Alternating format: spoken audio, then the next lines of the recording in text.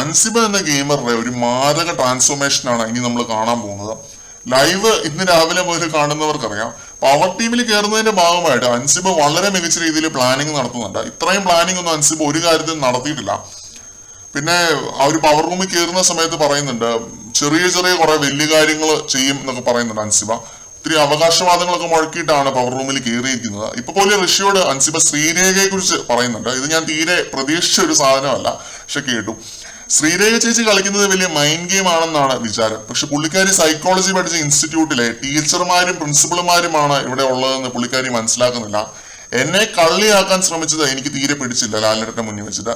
പിന്നെ അൻസിബ എന്തോ ഒരു സംഭവത്തെ കുറിച്ച് പറയുന്നുണ്ട്. ശ്രീരേഖ ഐസ്ക്രീം കട്ടെടുത്തിട്ട് അത് കഴിച്ചത് ആരൊക്കെയാണ് എന്ന് ചോദിച്ചപ്പോൾ ആ സമയത്ത് അൻസിബയും ഉണ്ട് എന്ന് പറഞ്ഞ് അൻസിബയെ എണീപ്പിച്ച് നിർത്തുന്നു.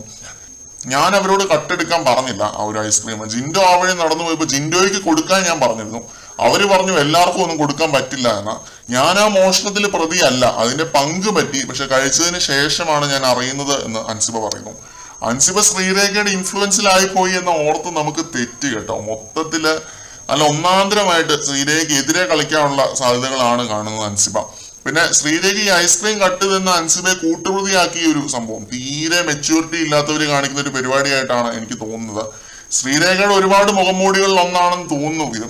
ചില സമയത്ത് ഒത്തിരി മെച്യൂരിറ്റി കാണിക്കും, ചില സമയത്ത് തീരെ മെച്യൂരിറ്റി ഇല്ലാത്ത പരിപാടികൾ കാണിക്കും, വിഷം ചീറ്റും, നല്ലപോലെ ചിരിച്ച് കളിച്ച് നിൽക്കും. അങ്ങനെ കുറെ മുഖംമൂടികളുണ്ട് ശ്രീരേഖയ്ക്ക്. വിഷരേഖ എന്നൊക്കെയാണ് ഇപ്പൊ നാട്ടുകാർ വിളിക്കുന്നത്. എന്തായാലും കൊള്ളാം. കൂടുതൽ ലൈവ് അപ്ഡേറ്റുകളുമായിട്ട് വീണ്ടും